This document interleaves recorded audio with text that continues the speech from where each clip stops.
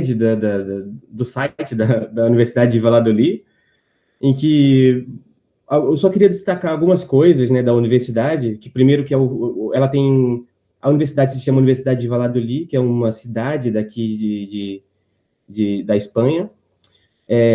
Ela tem 4 campos, né? Um campus em Palência, que é uma cidade muito próxima daqui, em Segóvia, que é outra cidade muito próxima, Sória e a própria Valladolid, né? Valladolid é onde estão os principais campos, onde estão os principais cursos e programas de pós-graduação e doutorado.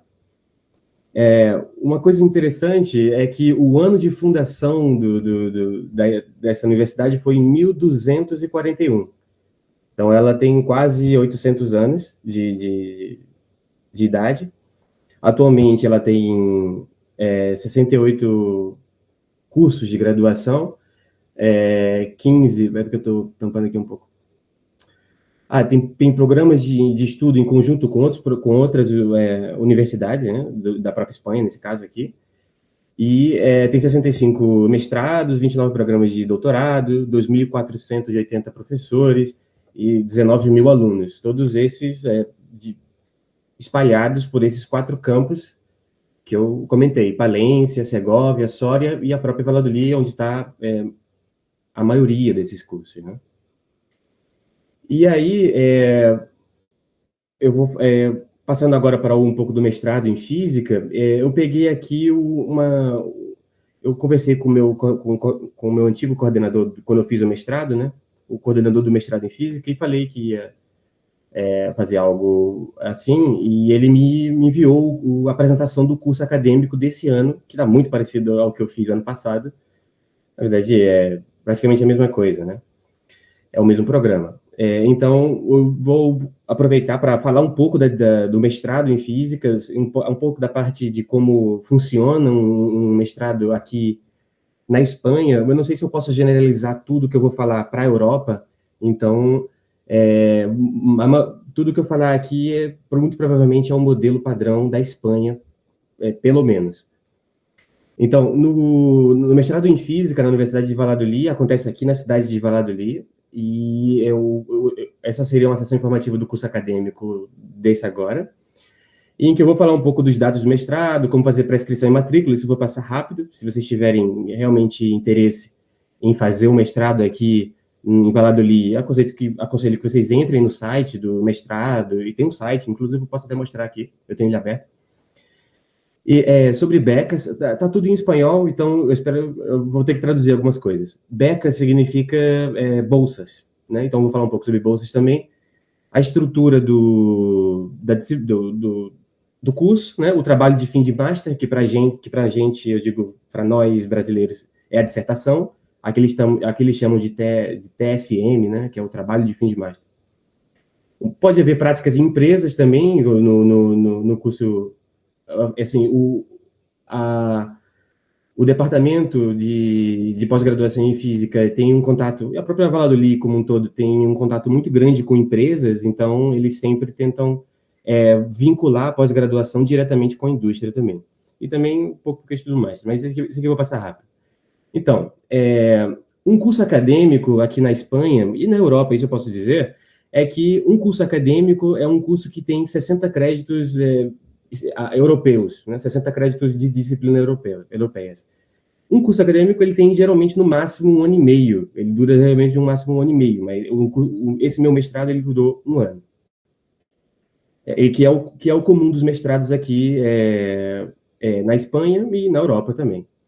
Então, é um curso que a última remodelação dele foi feita em 2018 e 2019, a última remodelação dele, geralmente é ofertada 40 vagas por ano, né, por ano acadêmico. Então, o que acontece? Desses 60 créditos... Oi? Travou um pouquinho aqui. Se puder repetir a última parte, por favor. Onde, mais ou menos? Quando tu falou sobre docência. Docência presencial. Isso. Ali embaixo. Docência. Não, quando eu falei sobre... Eu estava falando que tem 40 Voltando, então. São ofertadas 40 vagas por ano acadêmico. 40 vagas por ano acadêmico, ok?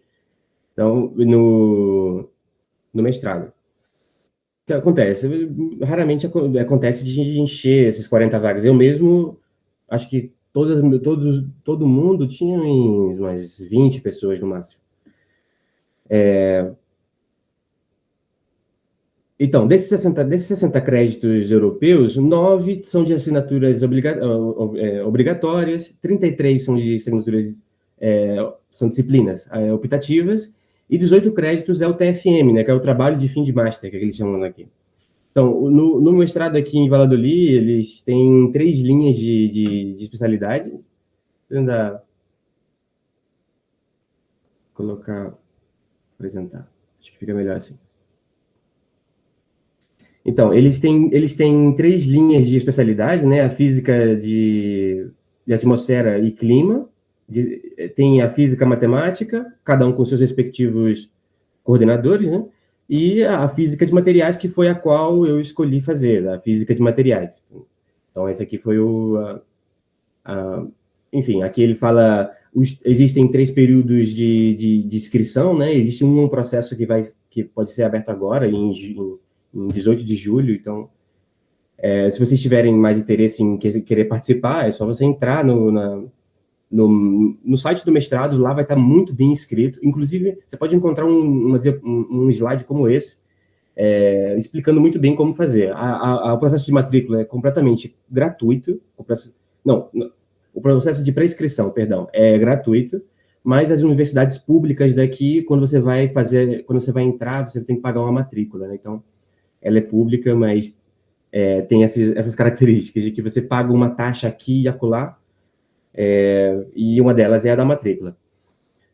Enfim, existem, sobre as becas, né? Existem as becas seriam as bolsas, que seriam, tem as do próprio Ministério da Educação, daqui da Espanha, em que ele abre vaga para pessoas que estão no exterior, brasileiros, principalmente brasileiros, eu diria, brasileiros e hispanohablantes, né? Que seria pessoas da América do Sul, em geral.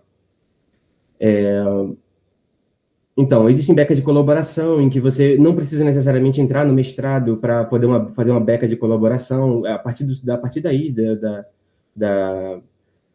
do Brasil também, você pode fazer alguma beca de colaboração de você vir para cá, fazer alguma instância aqui, alguma medição ou algum tour científico, né, de visitar laboratórios. Então, você pode fazer esse tipo de beca de colaboração também. A Junta de Castilla e León, que seria o estado daqui, também oferecem, a partir de uma instância estadual, o que seria uma junta aqui na Espanha, becas, né, bolsas para gerais, assim, e não precisa ser espanhol, e etc. A própria Universidade de Valladolid também tem as suas becas de colaboração, de como apesar das do Ministério, você pode vir direto para a Universidade de Valladolid e ter uma instância aqui nessa universidade. As mais conhecidas nossas da América do Sul são as becas da Fundação Carolina, e também conhecida como Iberoamérica, né? Que é as que mais trazem pessoas da América do Sul para cá, para a Espanha ou para Portugal também. Então, esses seriam as indicações mais prováveis de você vir fazer alguma bolsa aqui na Universidade de Valladolid, né? No meu caso, eu tive... eu não utilizei nenhuma dessas becas, foi a partir do Brasil. No Brasil mesmo existe uma fundação de corresponsabilidade pela educação, também chamado ICE, em que eles fazem uma espécie de seleção interna deles, né, porque eu já tinha contato com essa fundação, e que eu dava oportunidades de trazer alunos ou pessoas iniciantes na ciência para ter uma experiência fora. Eu fiz o mestrado, acabei sendo convidado e acabei ficando por aqui, né? Eu voltei para o Brasil ainda, participei da Semana da Física do ano passado, se não me engano, e depois, 2 meses depois, eu voltei para cá e estou fazendo doutorado agora. Enfim, existem essas três modalidades, né? Física de materiais, física de atmosfera e física matemática. Então, cada um com seus respectivos coordenadores, e a gente aqui da física de materiais, que é o que eu gostaria de dar mais ênfase, é o grupo em que eu participo, que se chama Grupo Especializado em Termodinâmica dos Equilíbrios entre Fases, ok? Se você entrar lá no site do mestrado, eu acho que inclusive agora é uma boa hora para mostrar. Deixa eu ver se eu tenho ele aqui. Aqui, esse é o site do mestrado em física aqui de Valladolid. E aqui você tem acesso a tudo, né? Acesso, admissão, pré-matrícula. Aqui as menções, né? Que eles chamam de que é as especialidades, os trabalhos de fim de mestrado. Inclusive o meu está dentro já do como se chama? O repositório, né? Está dentro do repositório. Esse aqui é o meu trabalho de dissertação. O que acontece é que como eu defendi ele há quase um ano atrás, eu pedi que não fosse publicado até o mês 7 daqui a 2 meses, mais ou menos. Então, daqui a 2 meses, você pode ir lá e ver o meu trabalho da dissertação, porque a gente pretende publicar, e a gente já está em trâmite para publicar, e por isso não está disponível no momento. Mas depois dessa data aqui, vocês podem ir lá, e provavelmente a gente vai ter publicado, ou submetido, pelo menos, e vocês podem... Mas eu, com certeza, vou explicar bastante coisa aqui, se eu tiver tempo, sobre exatamente o que eu trabalhei no meu TFM, ok? Mas a leitura, que é mais pesada, mesmo, você tem que ir mais no trabalho escrito. Por fim, nesse primeiro momento, eu gostaria que vocês também visitassem o site do nosso grupo, o site do RETEF, né, que o Wagner comentou aí, que é o site do nosso grupo especializado em termodinâmica do equilíbrio entre fases, e aqui você pode ver os projetos de pesquisa que estão sendo financiados, né? O atual, que eu quero explicar um pouco aqui, que é esse chamado Biocooling, que eu pretendo explicar um pouco aqui para vocês também. Okay? Então, aqui você pode ver o personal, né? As pessoas que trabalham nesse grupo. Inclusive, eu estou no finalzinho da lista aqui, ainda estou colocando meus contatos e tudo mais. E a gente tem acho que seria a figura mais que mais fala pelo grupo, que seria o José Carlos Cobos, né? Que é um professor que ele é o quarto mais citado aqui na Espanha, não sei como falar isso, mas da posição 250 de global. E existem os seus companheiros, né, que não ficam para trás. Esse aí é o 14º mais citado da Espanha, esse aqui é o 5º da Espanha, e todos eles trabalham em termodinâmica, né? Em termodinâmica, mecânica estatística, tudo que envolva isso. Então, esses dois aqui, Luiz Fernando Evia e Daniel Lozano, são os dois mais novos professores permanentes e doutores também, né? Se não me engano, em 2019, eles são doutores bastante recentemente, e são os meus orientadores atualmente. Meu orientador principal é o Daniel, meu co-orientador é o Fernando, e o Cobos, ele é uma espécie de tutor meu, que não me orienta diretamente, mas ele está ali para me apoiar, como chefe do grupo também, né? Então, visitem o nosso site, né, e vejam os projetos que a gente está escrevendo, os artigos que a gente pode estar publicando, principalmente se vocês se interessam por termodinâmica, ok? Só uma informação, o grupo foi criado em 1994. Um grupo que foi criado justamente pelo Cobos, o Isaías e o José Antônio, que são os mais antigos e catedráticos, né, titulares, né, da universidade, já são antigos. Muito bem. Alguma dúvida quanto a esse primeiro momento? Assim, só para a gente... porque minha plateia é física e eu gostaria de aproveitar... São físicos, né? E gostaria de aproveitar da inteligência de vocês para compartilhar um pouco de física também. Mas, primeiro, eu queria saber se existe alguma dúvida sobre isso, de como, se alguém não entendeu algo, eu posso continuar. Vamos esperar um pouco.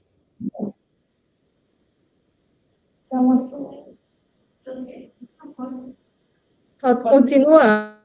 Carry on, então. Então, vamos lá. Ô, Vitor, tem Sim. uma pergunta.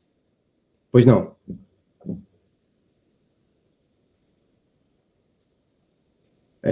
Alguém pode falar ela para mim? Tá fazendo a pergunta, é porque tá ali longe. Pode vir, Ai. Desculpa. É que você estava comentando que o curso levava cerca de 1 ano e meio. Mas depois você deu uma informação importante sobre esse tempo, mas deu uma cortada aqui. Você podia repetir sobre essa questão da duração? Sim. O que eu disse foi que os mestrados aqui... Está dando um pouco de eco.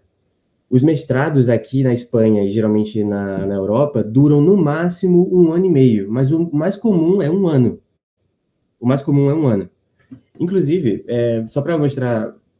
Então, em 1 ano você tem que escrever uma dissertação e pagar disciplinas. Eu acho que uma coisa que eu posso demonstrar agora é justamente o calendário de disciplinas. Por exemplo, eu espero que tenha respondido. 1 ano e meio é o máximo e 1 ano é o comum, tá bom? Mas, então, entrando um pouco nesse assunto também, é que, por exemplo, esse aqui foi o que começou em setembro de 2024. Eu não participei desse mestrado, meu mestrado começou em setembro de 2023, e esse aqui seria o desse ano, né? O que tá em curso.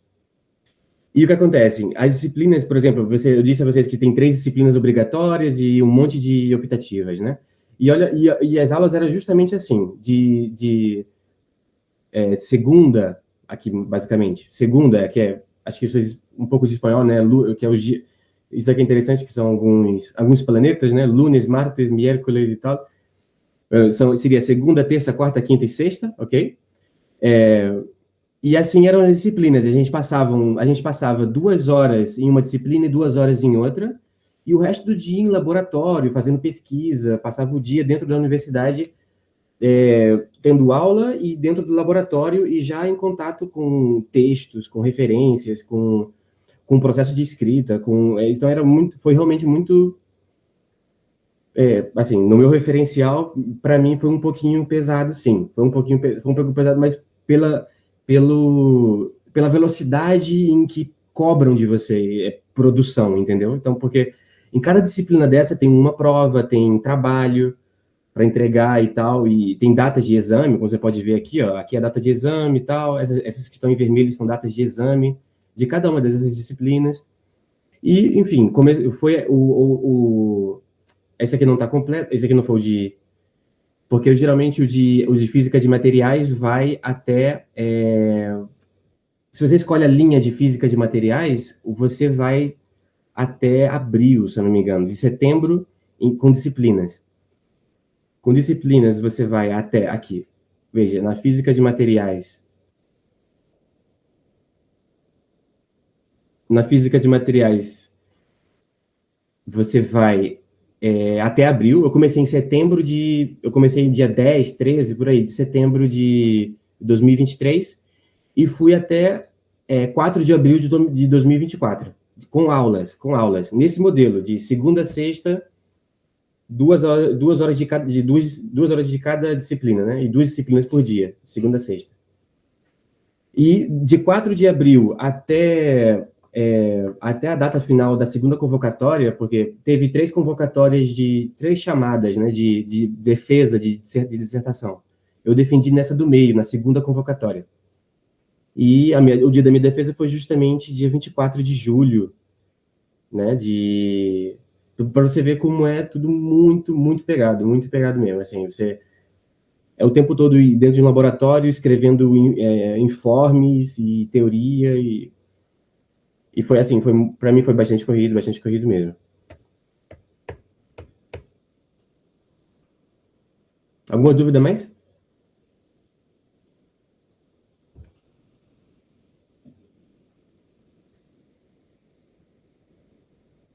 Acho que não, né? Então, vamos lá. Então, eu gostaria de falar do projeto mais recente que a gente está trabalhando. Inclusive, hoje de manhã eu estava trabalhando nele. Que é o projeto que a gente chama de biocooling. Eu espero que tenha bastante gente próxima de termodinâmica na plateia e que nos ouve, porque é bastante termodinâmica. Então, vamos lá. O biocooling, ele é um projeto que a gente vai tentar caracterizar biodissolventes, né, ou biorefrigerantes, para um sistema de refrigeração em que acontece o processo de compressão, bastante conhecido pela gente, e o processo de absorção, ok? A gente, na física e na engenharia, a gente sabe que uma bomba de calor é o mesmo que um ciclo de bomba de calor é o mesmo que um ciclo de refrigeração. Eu estou tirando energia de uma fonte fria e jogando essa energia numa fonte quente para que ela fique ainda mais quente. Isso é o que a gente conhece como uma bomba de calor. Jogar energia para um ambiente quente para que ele fique mais quente. Você faz um ciclo como o de Carnot, por exemplo, claro, isso não é a engenharia, não se pode aplicar de forma de engenharia, mas pense num ciclo termodinâmico aplicável do ponto de vista da engenharia, e você tem uma bomba de calor que, por exemplo, tira energia de uma fonte fria para que ela fique cada vez mais fria e joga essa energia para uma fonte de calor quente para que ela fique cada vez mais quente. Então, uma bomba de calor e um refrigerador fazem exatamente a mesma coisa, o mesmo processo, ok? Mas a gente vai chamar de bomba de calor e de refrigeração em função do qual é o nosso objetivo. Se o meu objetivo maior é deixar um ambiente quente, eu vou chamar aquilo de uma bomba de calor. Se o meu objetivo é resfriar algum lugar, eu vou chamar isso de um refrigerador. Mas o processo cíclico termodinâmico que acontece é o mesmo para os dois. Uma vez introduzido isso, a gente pode começar. Então,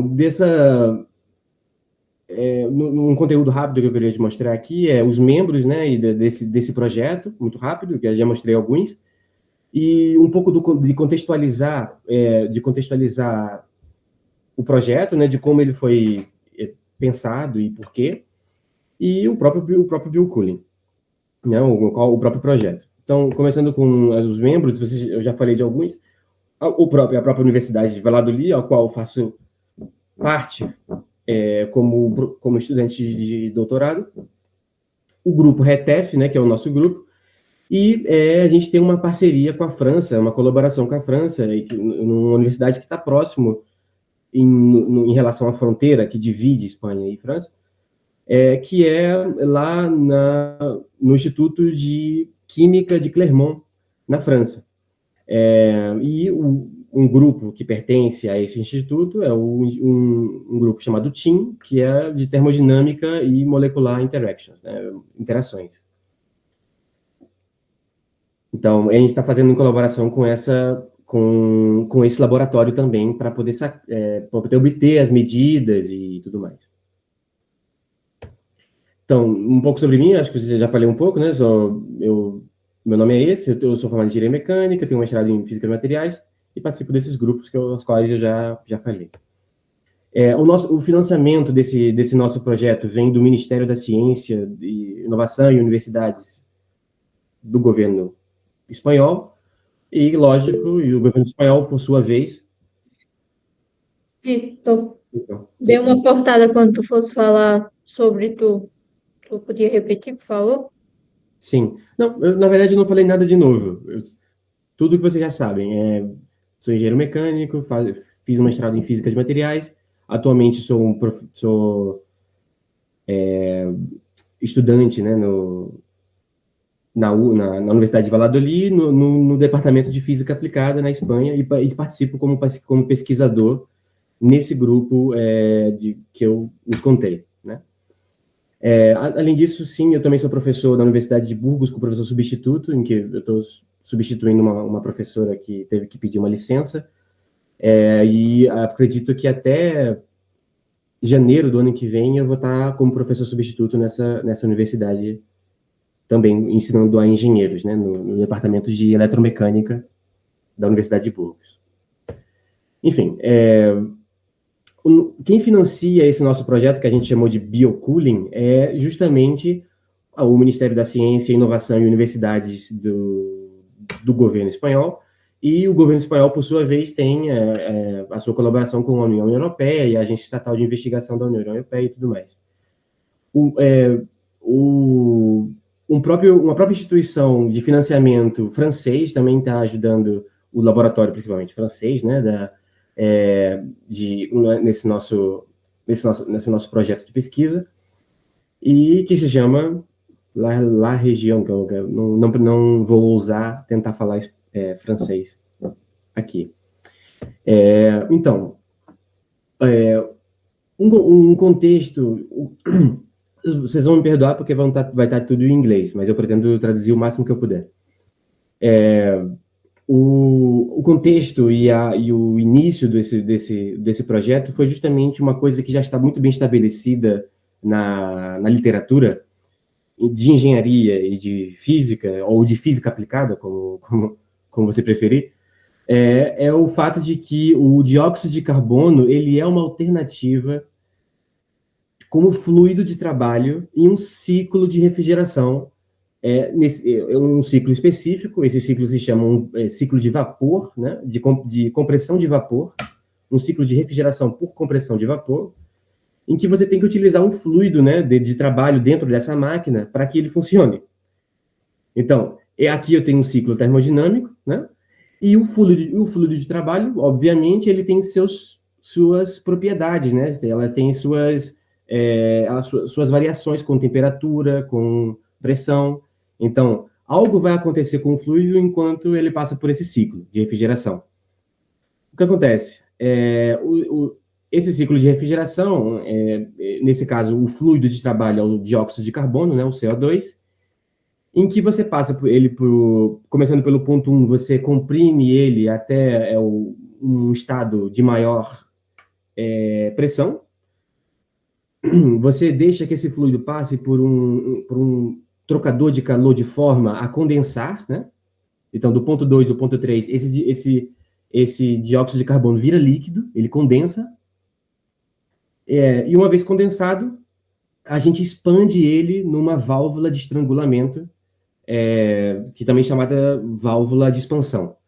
Aqui existem fenômenos interessantes do ponto de vista da física, principalmente no que concerne a válvula de estrangulamento, né, ou a válvula de expansão.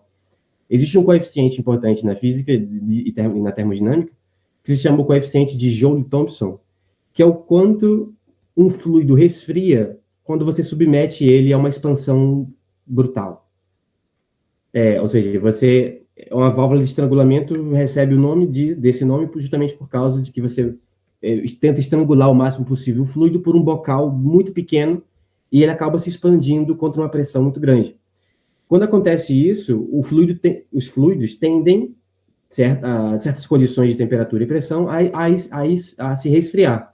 E isso é o que causa a refrigeração, quando você liga um ar-condicionado e tudo mais. Algum líquido, algum fluido de trabalho vai se expandir dentro do que a gente chama de evaporador e vai gerar o que a gente chama de refrigeração, roubando energia na forma de calor do ambiente do qual a gente está querendo resfriar. Mas o que acontece? Utilizar CO2 nesse tipo de sistema, existe um problema, existem vantagens e problemas, na verdade. As vantagens é o fato de que ele é um fluido de trabalho natural, ou seja, tem abundância na Terra, inclusive na atmosfera. Ele não é tóxico, no sentido de que não mata seres vivos. Ele tem baixo potencial de aquecimento global. Acredite se quiser, o dióxido de carbono tem baixo potencial. Ele contribui, mas nada contribui mais do que combustíveis, como metano e essas coisas. Mas o dióxido de carbono, como ele é muito fácil de se soltar, de se despegar das coisas, ele é o que tem mais em abundância. Então, ele acaba contribuindo mais porque ele tem muito mais. mas o potencial intrínseco da molécula de dióxido de carbono é baixo. O potencial de gerar aquecimento global. Em relação, por exemplo, como metano, como eu disse. Ele também não tem, ele não ataca a camada de ozônio. O dióxido de carbono não ataca a camada de ozônio. Então, ele tem baixo potencial de destruir a camada de ozônio. Então, isso são vantagens. Mas tem um problema. O dióxido de carbono, nesse tipo de sistema, você tem que comprimir ele acima do ponto crítico, o que a gente chama de um ciclo transcrítico. Eu não sei muito bem em português como seria esse nome, mas eu penso que seria transcrítico o ciclo. E porque ele opera, justamente porque ele opera a altas pressões. Outro problema é que você precisa de tecnologia específica, porque é muito alta pressão, a qual você vai submeter o dióxido de carbono. Então, duas alternativas são reduzir as pressões necessárias, né, para ir do ponto 1 até o ponto 2 aqui, né, seria comprimir esse dióxido de carbono e tentar condensá-lo, é tentar reduzir essa necessidade de tanta pressão para poder levar o dióxido de carbono até acima do seu ponto crítico. E pensando nisso, o que deve ser feito é justamente misturar o dióxido de carbono com um outro fluido, o que a gente chama de cofluido, ok? Então, pensando nisso, qual seria o fluido apropriado, né? Qual seria o fluido apropriado para tentar fazer isso que seria diminuir as necessidades de pressões nesse tipo de sistema? E também outra coisa que você pode pensar que tipo de sistema de refrigeração, porque existem vários possíveis, né? É o melhor para que eu use um fluido, um cofluido, para que eu leve esse dióxido de carbono às condições de refrigeração. O sistema mais conhecido e produzido, o primeiro, assim, o mais conhecido, né, que utiliza um fluido para poder levar o seu refrigerante até a condição de refrigeração, é um fluido que a gente chama um sistema de refrigeração que a gente chama de sistema de refrigeração de vapor por absorção. E o que acontece? Basicamente, eu vou pegar o meu dióxido de carbono, ok? O que eu quero é passar meu dióxido de carbono por essa válvula de expansão, que eu falei com vocês que eles sofrem uma expansão tão grande e de tal forma que ele resfria. Eu quero levar meu dióxido de carbono para aqui. Só que eu não quero levar eu não quero precisar levar a uma alta pressão, comprimindo o gás usando um compressor. Em vez disso, eu quero usar uma bomba. E o que eu vou fazer é que o dióxido de carbono vai ser absorvido por um fluido, eu estou chamando de cofluido aqui, e o que eu vou aumentar de pressão agora não é o gás dióxido de carbono, mas sim o fluido que absorveu o dióxido de carbono. Com isso, eu vou precisar de muito menos energia para elevar essa pressão, ok? E uma vez que o fluido com o dióxido de carbono absorvido chega à pressão que eu quero, com um custo de energia muito menor, porque é um fluido incompressível, portanto, então gasta muito menos energia do que um compressor para levar um gás à mesma pressão. Então, no gerador, quando esse fluido chega a essa pressão que eu quero, o dióxido de carbono, no gerador, ele vai receber alguma energia de uma fonte, porque você sabe que numa máquina tem que ter alguma fonte de entrega de energia e uma fonte que recebe energia. Aqui seria a fonte que recebe energia. E quando esse líquido com o dióxido de carbono absorvido recebe essa energia no gerador, o dióxido de carbono se despega dele, ou seja, eu consegui levar o dióxido de carbono naquela pressão com uma energia muito menor, e uma tecnologia muito menor, ele passa pelo condensador puro e expande na válvula de expansão que eu quero. Então, o líquido que absorve dióxido de carbono, ele fica preso nesse miniciclo aqui que eu estou apontando com o mouse. Então, o líquido fica preso aqui, e quando ele chega no gerador, o líquido, ele solta o dióxido de carbono. Quando ele chega no absorvedor, ele absorve o dióxido de carbono que veio da válvula de expansão. Então, o líquido fica preso aqui, enquanto que o dióxido de carbono completa o ciclo por fora, se expandindo. Isso é o que a gente chama de um ciclo de absorção de refrigeração. O que acontece? O problema é justamente escolher qual é o melhor fluido que absorve o dióxido de carbono, porque quanto mais dióxido de carbono eu levar para a pressão que eu quero, melhor. Então, existem fluidos que são melhores que outros para se absorver o dióxido de carbono. O que a gente está procurando nesse biocooling, e aí eu tentamos justificar o nome bio, é o fato de que vamos tentar que esses solventes, né, esse líquido que vai absorver o dióxido de carbono, que a gente chama de solvente, seja de base biológica, no caso, que pode ser produzido a partir de biomassa.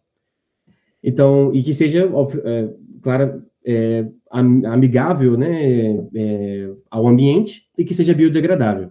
Que não pode ser tóxico e também não pode ser corrosivo. Mas dessa vez tem que ser um líquido, né? Tem que ser um líquido. O que acontece? Outras coisas... Você me escuta? Me escuta? Foi que deu uma travadinha antes de você falar de biomassas, biocombustíveis, né? Deu uma degradáveis. Deu uma travadinha uns 10 segundos. Tranquila. O que eu estou dizendo... Deixa eu ver se... Eu vou tentar trocar meu Wi-Fi aqui, rapidinho.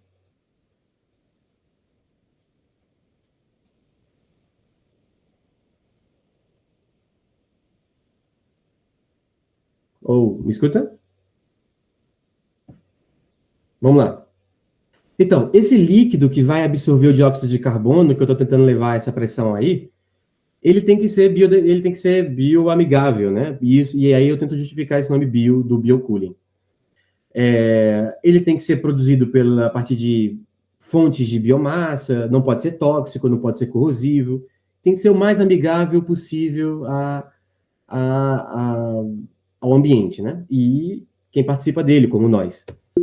Então, outras... Alguém levantou a mão? Vitor, eu acho que o problema é que somos nós aqui do campus. Vou até confirmar com o Vitório. Vitório, tá tudo tranquilo por aí? Gravação? Tá sem travar, tá tudo tranquilo? Tá tudo tranquilo lá, gente. Então, o problema é a internet do campus. Então, o problema, Vitor, é a internet do campus. Entendo. Então eu espero que não tenha tido pausas, né, para os outros. Continuando, então. Continuar, Vitor. Beleza. Continuando, então. Outras coisas que são quistas desse líquido que possa absorver o dióxido de carbono é que ele tenha, como eu disse, né, alta solubilidade de dióxido de carbono, que ele possa absorver bem esse dióxido de carbono, que ele não reaja com dióxido de carbono, porque é justamente dióxido de carbono puro que eu quero que chegue lá na válvula de expansão, que tenha uma cinética alta, né, com dióxido de carbono para dissolução, para se desfazer, né, na hora de se desfazer, e baixa vapor de pressão, alto ponto de ebulição, alto ponto de derretimento, de fundição, portanto, né, estabilidade de propriedades em altas temperaturas, tem que ter uma baixa viscosidade, né, e portanto densidade também, e não deve ser inflamável. Pronto. Então, esses nossos companheiros na França eles foram um dos primeiros a pensar pensar em um líquido que pode ser utilizado nesse tipo de sistema, né? Uns companheiros na França foi quem pensaram isso. Então, uma vez que eles fizeram um trabalho de selecionar quais são os melhores fluidos para se aplicar a esse tipo de sistema, a gente começou o nosso projeto, que a gente chamou de biocooling. Então, o sistema que a gente escolheu trabalhar não é aquele, mas é muito parecido, em que agora a gente está aplicando uma tecnologia que já é um pouco... que está se consolidando cada vez mais, que é um compressor úmido. Um compressor úmido é justamente um compressor um compressor, em condições ideais, ele só comprime gases, né? Ele leva um gás de uma pressão a outra. Mas um compressor úmido, ele pode levar um fluido, que pode ser um conjunto de fases, como o dióxido de carbono na sua fase gasosa, o cofluido, né? O biosolvente que eu tenho que escolher, ele também vai ter a sua fase de vapor e a sua fase líquida. Então, esse compressor úmido, ele vai ter a habilidade de comprimir tudo, o fluido inteiro, seja ele gás, seja ele uma mistura de gás e outras fases, com líquidos, a essa pressão que eu estou querendo, né? Aqui vai ter no condensador agora, veja que é um pouco diferente esse sistema, por isso que esse sistema se chama um sistema de compressão e absorção úmida, porque a gente está utilizando um sistema de refrigeração que agora eu não preciso separar o tempo todo o meu líquido do meu gás. Eu vou comprimir tudo ao mesmo tempo a partir desse compressor úmido, né? E o que acontece é que algumas cuidados que você tem que ter na hora de utilizar esse tipo de sistema é o fato de que você tem que utilizar... Um abraço, Rubevan. Você tem que utilizar um trocador de calor interno a esse sistema, né, para poder trocar a energia entre os fluidos que vão e os fluidos que voltam depois da expansão. E o que acontece é que, como aqui eu tenho duas fases, duas fases de vapor e de líquido, isso pode gerar uma espécie de efeito que a gente chama de temperatura deslizante, né? Então, pode acontecer de que alguns pontos desse trocador de calor sejam mais eficientes ou não de absorver energia na forma de calor para o fluido que está em cima, né? Então, temos aqui um sistema que na parte de cima tem a alta pressão e a parte de baixo está a baixa pressão, e o que acontece é uma expansão, né? Em algum momento tem que haver essa expansão, porque esse é o efeito que desejamos no sistema de refrigeração. Mas o que a gente quer levar aqui é uma solução agora rica em dióxido de carbono. Agora eu vou ter o fluido inteiro no ciclo. O fluido inteiro no ciclo. Esse tipo de ciclo geralmente é utilizado em carros. A Renault, que está aqui na Universidade de Valladolid, ela é uma das que está apoiando a gente a pensar esse tipo de sistema para se aplicar em carros, para criar refrigeração, em sistemas de refrigeração por carro, né, de carros. Então, e com isso, eu consigo diminuir muito a pressão de que eu preciso levar esse líquido lá em cima, porque agora eu estou comprimindo tudo de uma vez só. E a expansão vai acontecer tanto do fluido como do gás. Então, esse tipo de sistema, eu diminuo a pressão dele e expando tanto o fluido como o dióxido de carbono. Então, a gente pergunta se esse tipo de sistema, o que a gente chama de WCAR, é viável, né? E a gente vê um pouco da história nos artigos que diz que foi um dos primeiros sistemas, né? Esse artigo foi um dos primeiros sistemas a criar esse tipo de sistema de refrigeração, e ele testou com 3 tipos de mistura, né? Junto com o dióxido de carbono. O líquido que ele utilizou não era um biodissolvente, era um líquido qualquer, que tinha afinidade com o dióxido de carbono, e ele montou um carro com esse tipo de refrigeração, que a gente está querendo propor que se utilize líquido um biolíquido, né?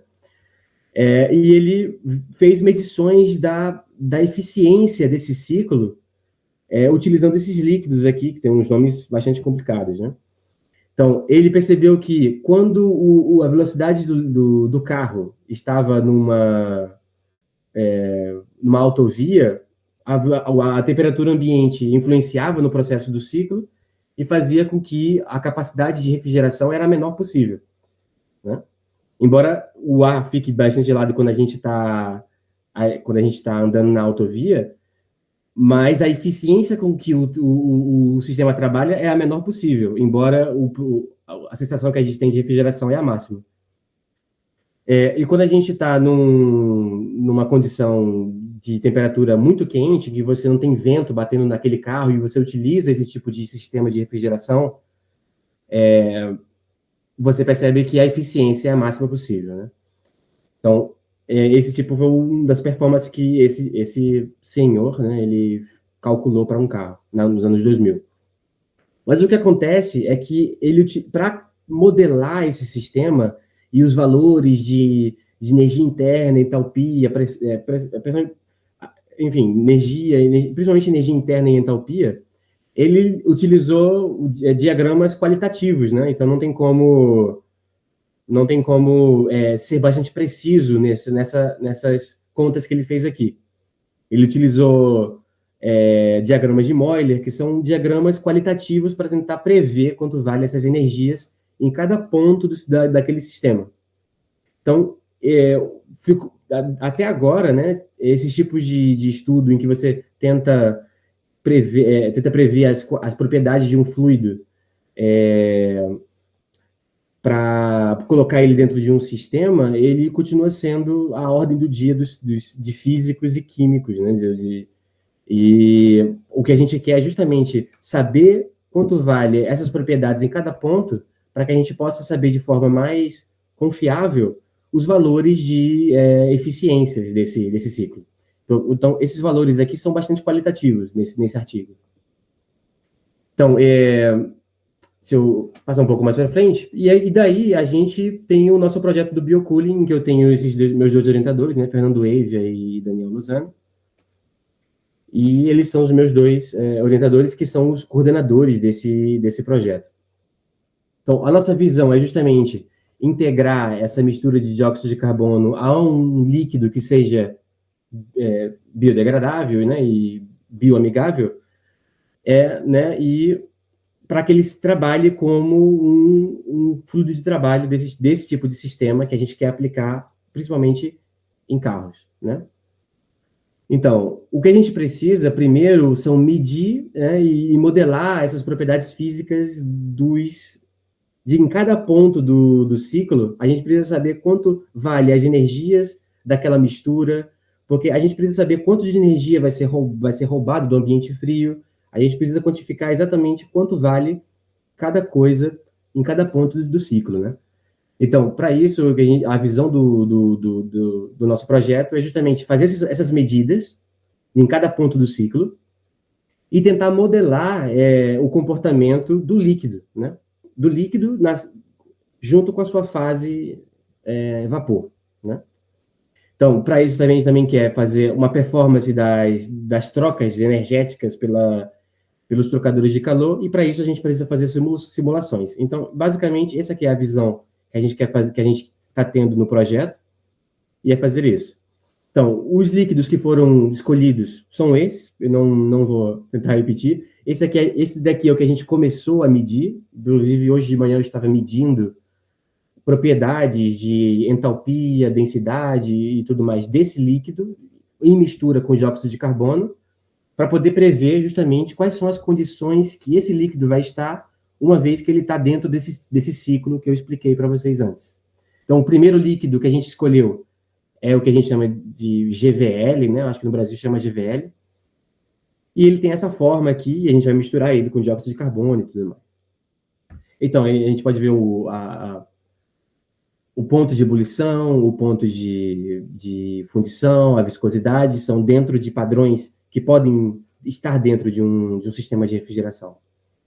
Então, a estratégia do nosso projeto é justamente começar com dados experimentais de equilíbrio entre vapor e líquido, medidas de densidade, medidas de entalpia de mistura, capacidades térmicas, né? O CP e o CV, lembra de termodinâmica? Então, a gente vai tentar...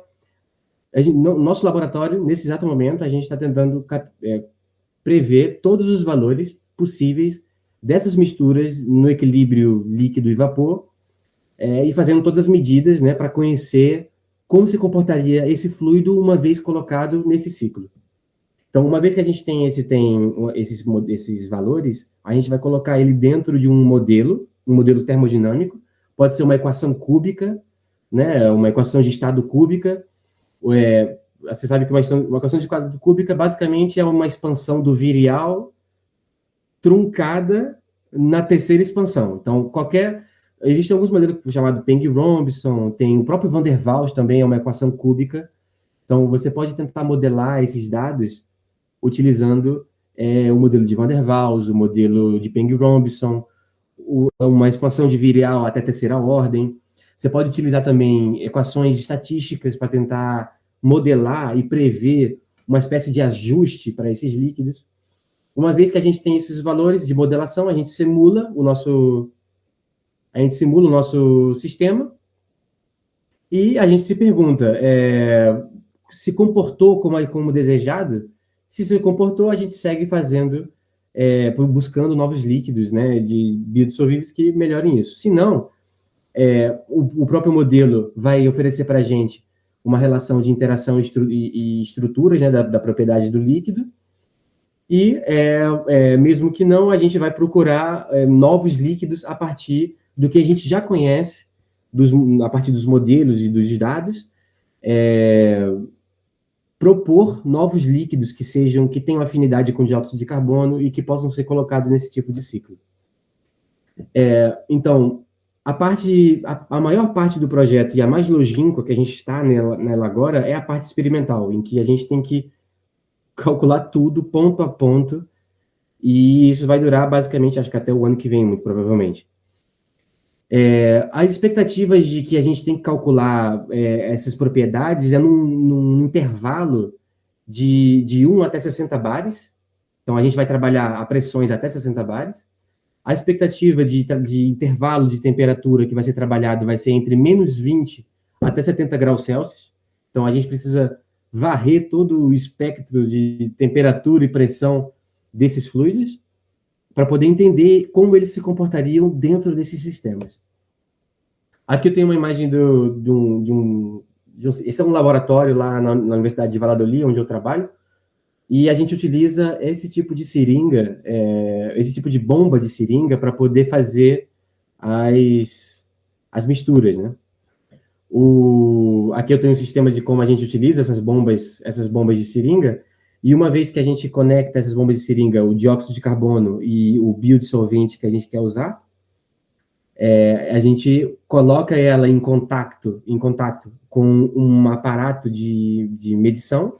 Pode ser um densímetro para poder calcular a densidade, pode ser um calorímetro para calcular a entalpia de mistura. E para manter a pressão, a gente mantém um gás inerte, o nitrogênio. A gente utiliza ele para manter a pressão que a gente desejar dentro do aparato de medição. Então, esses aparatos de medição podem ser vários. Um deles, por exemplo, é um densímetro. Então, eu coloco o meu fluido junto com a minha mistura dentro desse densímetro e eu consigo obter medidas em contínuo da densidade desses fluidos, né? Então, aqui na Universidade de Valladolid, a gente tem esse aparato para calcular a densidade a partir de um tubo vibrante. E a gente também pode calcular as capacidades térmicas a partir de um micro DSC, né? Que é um diferencial um calorímetro diferencial de varrido. E a gente pode encontrar as capacidades térmicas desse fluido. E a partir de um calorímetro, né, um calorímetro específico chamado um Calvet, que a gente consegue medir as entalpias de mistura que acontecem na hora que o dióxido de carbono é absorvido por esse fluido. Então, a gente pode ver as entalpias associadas a essa mistura em todas as concentrações e pressões e temperaturas possíveis, né? O que acontece é que no nosso laboratório, esse calorímetro ele não trabalha a temperaturas menores do que a ambiente, ele só trabalha a temperaturas maiores. Então, a temperaturas menores, a gente vai utilizar um calorímetro da universidade lá da França, né? Lá do laboratório TIM. ele é muito parecido com o nosso, mas o fato é que você pode colocar nele plugado, né, um banho térmico, em que você pode controlar temperaturas até menos 20, utilizando nitrogênio líquido, por exemplo. Só uma coisa interessante para concluir, que com esses dados de entalpia, a gente consegue também prever a solubilidade de um refrigerante, né, no seu respectivo solvente, a partir dos dados de entalpia recebidos no calorímetro. Então, uma vez que a gente tem essas medições, a gente percebe que existe uma concentração para a qual o dióxido de carbono não é mais absorvido pelo líquido. Então, esse tipo de cálculo de solubilidade também pode ser mensurado a partir dos dados de calorimetria. Aqui eu trouxe um exemplo da água com esse composto de enxofre, né, com oxigênio. A essa pressão e essa temperatura, a gente percebe que, na medida em que eu vou aumentando a quantidade de mol por unidade de água, a solubilidade encontra um máximo, né? Então, a gente pode saber esse tipo de coisa. Então, esse é o último slide, só para concluir. As contribuições que a gente espera é identificar quais são os melhores biodissolventes, né, para que se possa misturar com dióxido de carbono e que seja o mais amigável ao ambiente possível, né, mas que também produza quantidades significativas de eficiência, né, num sistema para que ele possa operar da melhor maneira possível, tanto do ponto de vista ambiental, quanto do ponto de vista energético e de eficiência, né? Então, a partir disso, a gente vai fazer esse cálculo de simulações e essa contribuição. E é isso. Enfim, se eu tiver... Todo mundo...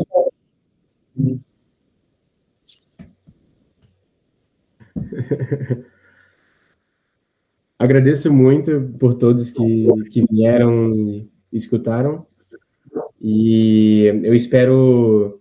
Eu não tenho perspectiva de quando voltar no Brasil de novo, mas eu espero sempre que tá aí poder conversar com os alunos que, se por acaso tiver aí ainda, e com os professores que esses certamente estão. Aqui eu queria mandar um abraço para o Ernesto, para Paulo Peixoto, para Freitas, para o João, o coordenador João, o antigo coordenador João, né, da minha época, o outro João, o que não é Freitas, o Eduardo. Acho que, não sei, esqueci o nome dele. E, enfim, são professores que ficaram bastante na minha jornada, né? E eu gostaria muito de manter esse contato sempre que possível. Então, um abraço para todo mundo, para Peixoto, para todo mundo aí. Para Camelo. Obrigado, Vitor. Apareceu uma mensagem aqui de que a bateria está descarregando, eu vou procurar aqui o carregador. Uhum. Se ninguém tiver alguma pergunta, eu tenho 3, mas eu vou Ótimo. dar oportunidade para fazer pergunta. Pode fazer, pessoal. Olha, sim, a primeira delas, talvez a resposta seja não, porque às vezes esses trabalhos, essas traduções de slide é muito caro, mas teria como de alguma forma disponibilizar. Dá para me ouvir bem ou não? Mais ou menos. Se você puder se aproximar um pouco mais. Eu gostaria de saber... Oi. Opa, dá para me ouvir agora? Sim, mas acho que vocês não me veem. Vocês me veem, não? Não. Mas acho que não tem muito problema. Era Não, só perguntar.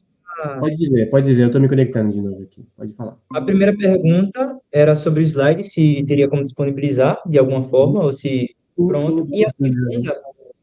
Pronto, eu não sei se o senhor tinha falado e eu acabei não prestando atenção, mas o senhor tinha citado 4 solventes, né, que foram usados, que vão ser usados ou que estão sendo trabalhados. E assim, eu queria perguntar com que critérios escolheram esses solventes, se o senhor sabe, enfim.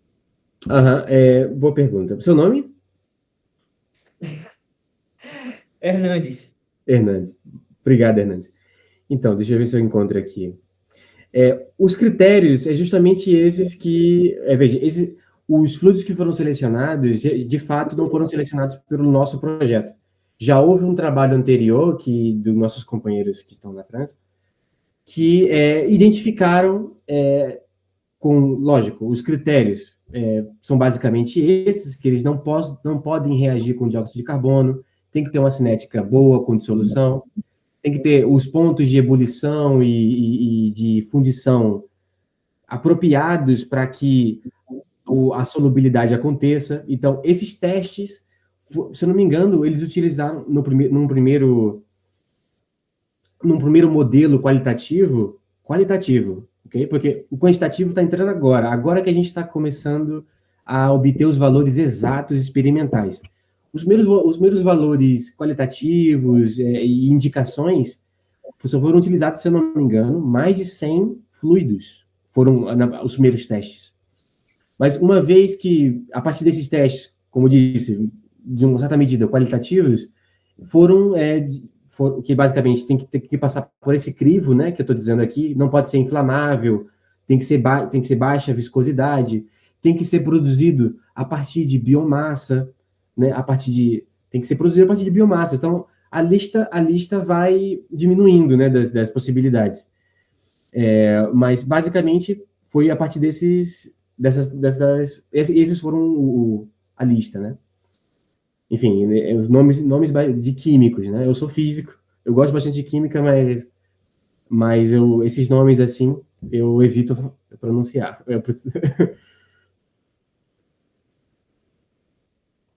Espero que eu tenha respondido.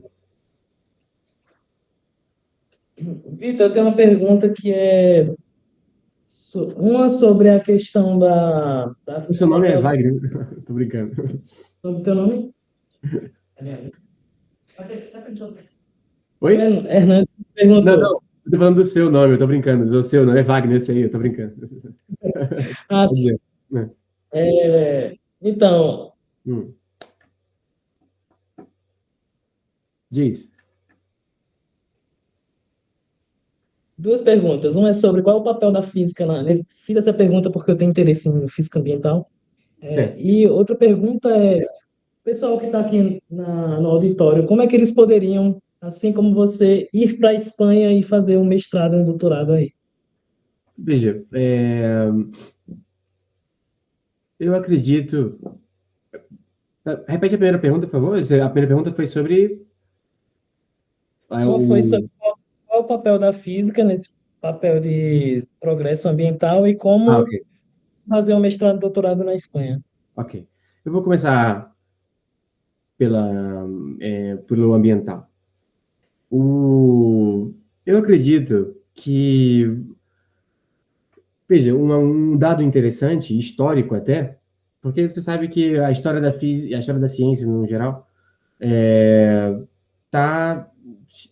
em algum ponto da história o ambiental passou a ser bastante relevante, né? E uma das primeiras coisas que aconteceu, por exemplo, foi que perceberam que a camada de ozônio estava abrindo um buraco e tudo mais. O principal responsável por essa abertura no buraco de ozônio foi justamente... espero que vocês estejam me escutando. Estão me escutando?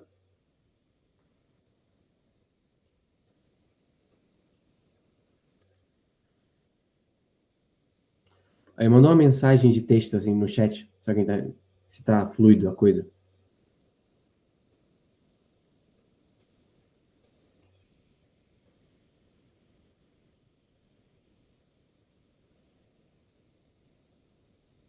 Vocês me escutam? Espero que sim, porque travou aqui. Oi, desculpa, Vitor, é que a bateria do notebook descarregou. Tudo bem. Você aguarda um momentinho só para ela conectar Sim. ali. Oi. Não, acho que fica ruim se for. Acho que não, dá pra... Ô, Vitor, bora fazer um teste. Fala aí, explica, responde tuas perguntas. Sim. Tem alguém que está conectado aí, né? Eu vou responder a sua pergunta primeiro. Ok? Então, Então, existia um fluido, um dos primeiros fluidos utilizados para refrigeração, para você colocar num ciclo e ser utilizado para refrigeração, foi os hidrofluocarburetos. E o que acontece? Esses hidrofluocarburetos, eles tinham um coeficiente de Joule-Thomson bom, ou seja, ele gerava uma mudança de pressão, gerava bastante mudança na temperatura para o resfriamento, na direção do resfriamento, porém, esses tipos de sistema vocês não garantem que não tenha fugas de fluido em algum momento. De tempos em tempos, assim como um carro, você tem que ir lá e adicionar mais líquido, adicionar mais solvente e tudo mais. Então, existe alguma coisa que está sendo evaporada para o ambiente. O que acontece é que esse tipo de pesquisa em que você... Agora tentando responder. Esse tipo de pesquisa em que você tenta levar em consideração o meio ambiente, com certeza, historicamente, ele já trouxe muitas contribuições e a física, assim como a ciência básica, como no geral, tem avançado muito nessa direção de tentar mitigar o máximo possível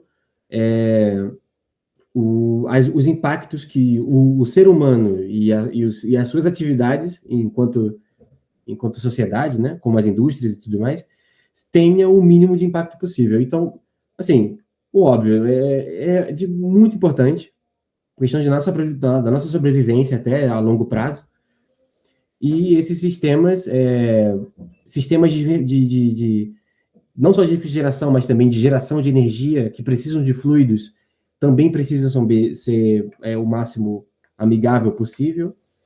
Então, eu acredito que é muito importante. Eu não sei muito bem, porque é quase que óbvio. Virou uma questão de sobrevivência, Wagner, se você me permite. Virou uma questão de sobrevivência nossa a longo prazo, os cientistas estarem nessa direção. Porque a mudança climática é real. Eu espero poder falar isso. A mudança climática é real e, tipo, a gente sente isso na pele. Pessoas morrem por causa de mudança climática, né? Então, ciência básica e física básica salva vidas em alguma medida, na medida em que a gente cria conhecimento. Então, essa importância que eu trago. Tipo, a ciência básica pode ajudar nessa direção, de mitigar os danos nossos sobre o ambiente e o ambiente sobre a gente. Muito bem. Agora, a segunda pergunta é, como vim para cá? Veja, eu diria que o primeiro processo é você ver os editais possíveis. Eu aconselho muito a Carolina, como eu indiquei no primeiro slide, Fundação Carolina. O processo é muito tranquilo. O que vai acontecer, como em qualquer outro programa de pós-graduação, é que vão analisar o seu currículo, vão ver se você está apto. Uma coisa que acontece é que você só ganha uma bolsa se se você só ganha uma... Porque para fazer o doutorado aqui, ou mestrado, você não necessariamente precisa de uma bolsa. No Brasil também não. Mas o que acontece é que na física, no Brasil, quando você passa no mestrado, muito provavelmente você vai ter uma bolsa, muito provavelmente. Mas aqui não necessariamente. O mesmo para o doutorado. O que acontece? O meu mestrado, eu tive uma bolsa e, como eu disse, foi uma seleção quase que foi enviado currículos para o Instituto de Corresponsabilidade pela Educação, e a partir de um novo crivo, né, porque não chegou só o meu currículo, né? E quando eu fui basicamente escolhido e me enviaram para cá. Basicamente, o nome da bolsa que chama aqui se chama Bolsa Phillips, que é por causa do vínculo que tem a marca Philips, que a gente conhece, com o Instituto, né, o Instituto de Corresponsabilidade pela Educação. Então, basicamente, eu diria que você deve procurar o Instituto de Corresponsabilidade pela Educação, se você quiser fazer por um processo parecido com o meu, mas eu diria que o mais trivial e o que acontece com maior número e maior possibilidade de você vir para cá e fazer o mestrado é justamente o da Fundação Carolina e o Ibero-América, que é do Santander, que é de um banco, né, que a gente sabe. Então, mas veja, o principal, sabe o que é? O principal é passar no programa, porque o que acontece? Você só vai ter direito à bolsa se você primeiro passou no programa. Então, o primeiro é passar no programa. Uma vez que você passa no programa de pós-graduação, que é tudo gratuito, o processo é tudo gratuito, o processo de passar e tudo mais, de tudo mais, mas uma vez que sai a lista, se você passou ou não, e você passou, por exemplo, aí você vai pagar, como eu disse, uma taxa, que é uma taxa de matrícula, que é normal em universidades públicas, você pagar uma taxa ou outra, e uma vez que você passou na universidade, agora sim você tem a maior possibilidade de conseguir a bolsa, né, que você passou, que você tem que concorrer. Espero que eu tenha respondido. Respondeu sim, João. Muito obrigado. Nada. Alguém tem mais alguma pergunta para João Vitor? Eu só tenho que ver do valor na taxa que é pago. Alguém perguntou aqui, João Pedro aqui perguntou o valor da taxa. Então, o ano acadêmico do doutorado é um pouco, acho que é a maior possível, é a maior taxa que tem do doutorado, e eu paguei 400 euros, se eu não me engano. Mas, assim, isso dá direito ao ano inteiro, é o ano acadêmico. E realmente, é uma grana. É uma grana. Mas, assim, você paga... Isso é universidade pública aqui na Europa, hein? Você paga para fazer... Então, é 400 euros, mais ou menos, o doutorado. Se eu não me engano, o mestrado é uns 200, e a graduação deve ser 100, alguma coisa assim. Mas você paga isso uma vez só, para ter direito ao ano acadêmico inteiro, entende? Não é por mês, é uma taxa de matrícula. Entendi. Oi? Estão perguntando aqui o valor da bolsa. Luiz, que está ali tímido. O valor da bolsa ele é muito padrão, e é de toda, eu diria que basicamente todas as possibilidades que vão te trazer aqui vão te pagar a mesma coisa, que é 900 euros. Se você for vir para a Espanha, 900 euros por mês. Dá para viver, viu? Eu sou a prova viva disso. Dá para viver e dá para conhecer um pouco também a região, sabe? Alguém tem mais alguma pergunta, né? Então, Vitor, eu vou me centralizar aqui para falar contigo. Beleza. Obrigado por ter aceitado o convite e obrigado também por essa palestra. Uhum. E a gente não pode dizer que o aquecimento global, que as mudanças climáticas, né, melhor dizendo, é uma mentira, tanto que as aulas ontem foram canceladas por questões do tempo e tal. Mas, enfim, obrigado por tudo e, mais uma vez, gente, uma salva de palmas para... Valeu, galera, valeu. Ó, eu vou depois passar para o Wagner, para Diego, Wagner, não sei o que você prefere. O meu e-mail e eu também estou no grupo, eu estou no grupo geral da física. Se você procurar lá no grupo geral da física, eu tô